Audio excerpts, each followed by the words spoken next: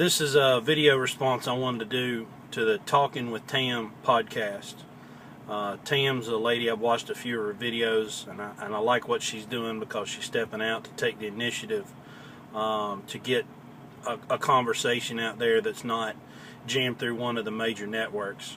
She's also a relative of a dear friend of mine, a guy I love, used to play music with, Paul Hasbrook. He's a great guy, war veteran, and he's how I got introduced to Tam. So Tam made a video about the GOP debate, and she was discussing it with, I believe it was her brother-in-law. And so I wanted to take a minute to give a response. I love the video format because it takes away this,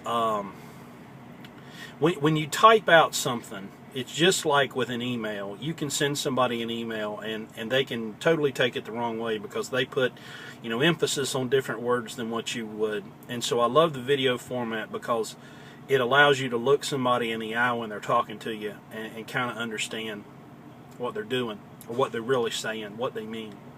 So let me start out by saying I didn't watch the GOP debate. I haven't watched any of them.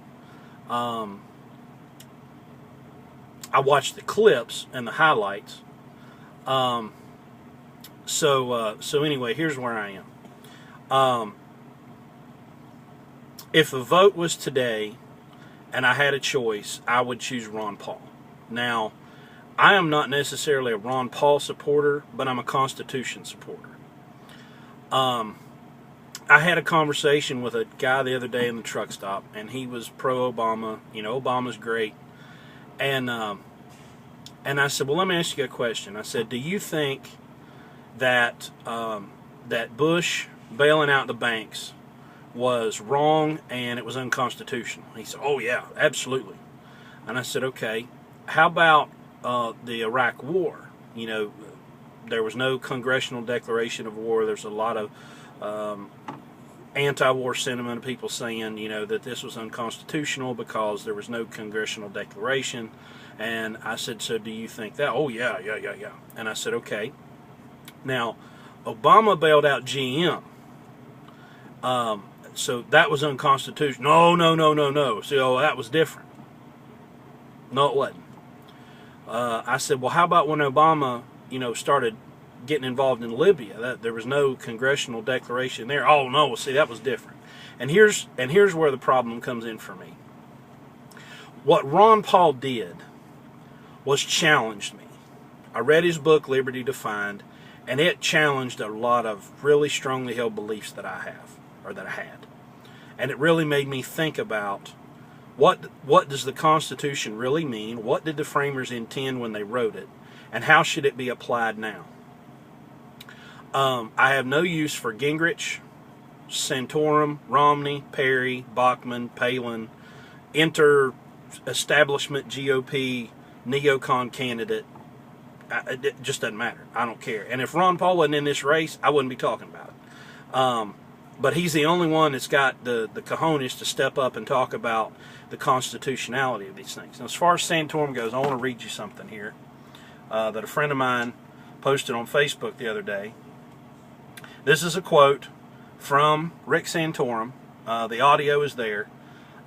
It says, one of the criticisms I like to make about what I refer to as a more libertarianish right, they have this idea that people should be left alone, be able to do whatever they want to do, government should keep our taxes down and keep our regulations low, that we shouldn't get involved in the bedroom, we shouldn't get involved in cultural issues. That is not how traditional conservatives view the world. There is no such society that I'm aware of where we've had radical individualism and that it succeeds as a culture. Hello? That is not how traditional conservatives view the world?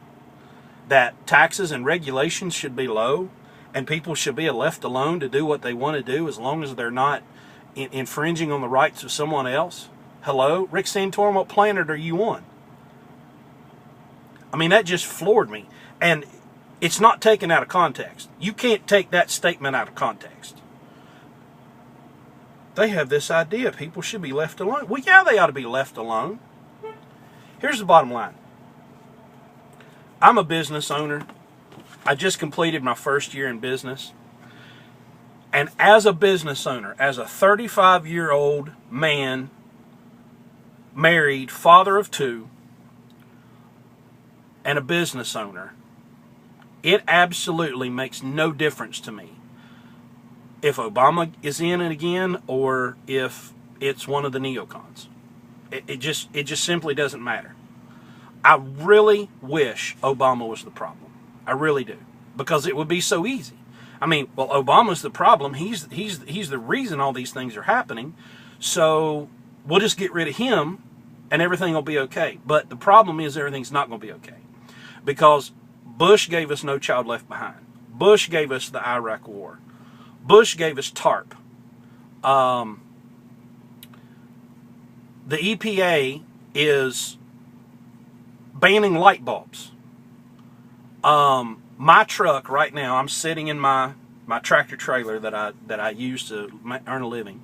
It's a 2007 model, and in 2014, I can't carry this truck into the state of California without $20,000 worth of upgrades to the engine, exhaust, tires, and trailer.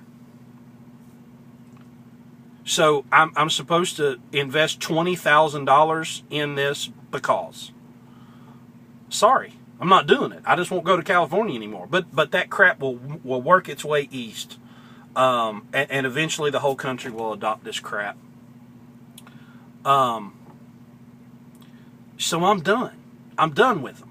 I'm not going to live in a bamboo hut. I'm not going to go vegan.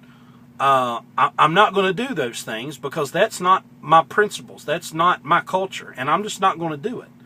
And if you're a person that believes that the Constitution allows you to shove your morality down my throat, well, I got news for you. Screw you. I'm not doing it. Which that's what's left me in a precarious position, because I consider myself a Christian, a follower of Christ. There are principles and guidelines that come with that faith. For me, I have a morality that says there are things that I should not do according to my faith. But I'm not going to have somebody else shove their morality down my throat and use the government's gun to do it. So you're not going to find me jumping on the homosexual marriage bandwagon. I'm just not doing it. You know, my wife and I almost got divorced 3 years ago, and what we figured out was that we were never one time attacked by a homosexual. We were too busy attacking each other. And so, as Christians, if we actually were getting divorced at a lesser rate than non-believers, then maybe we would have a leg to stand on when it comes to the sanctity of marriage. But unfortunately, that's not true. That's a load of crap. We don't do any better than anybody else, and I'm not going to be a part of using the government's gun to shove my morality down somebody else's throat. I'm not doing it. So, yeah, I'll vote for Ron Paul, and I'll sleep good about it. But if Ron Paul's not the Republican nominee, I won't be voting. Call me what you will. You're just guaranteeing Obama, whatever. But again, I wish Obama was the problem, but he's not. He's just not.